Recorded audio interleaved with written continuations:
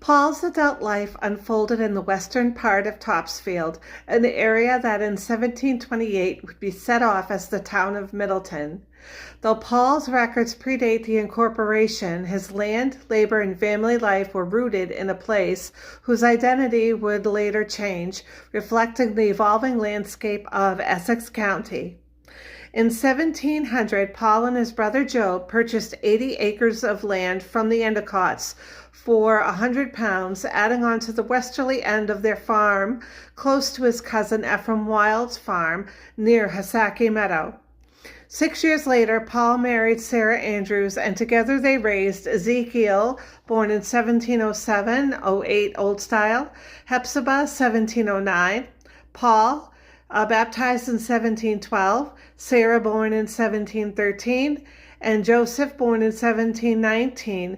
And there was a listing of another Joseph who was baptized in 1725, and I cannot be sure if that is the same child or not. Further research needs to be conducted. In 1718, Paul and Job formally divided their land purchased from Endicott. The division was recorded as peaceful and brotherly, a telling detail in a culture where land disputes often fractured families.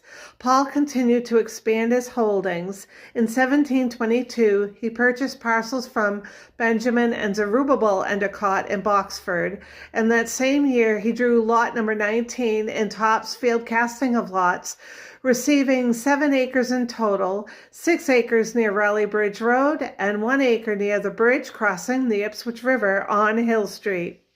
Loss reshaped Paul's life in 1732 when his wife Sarah died.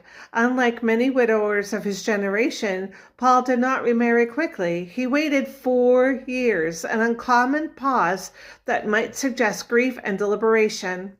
In 1736, he married Mary Simons at Wenham. That same year, he conveyed the westerly portion of his farm to his son Paul Jr., and in 1741 divided the remainder of that farm with him, carefully guiding the transfer of land to the next generation. Around 1753, Paul, for some unknown reason, made a significant move, creating new roots at Killingly, Connecticut. His death date remains unknown, one of the many quiet endings that close colonial lives without ceremony.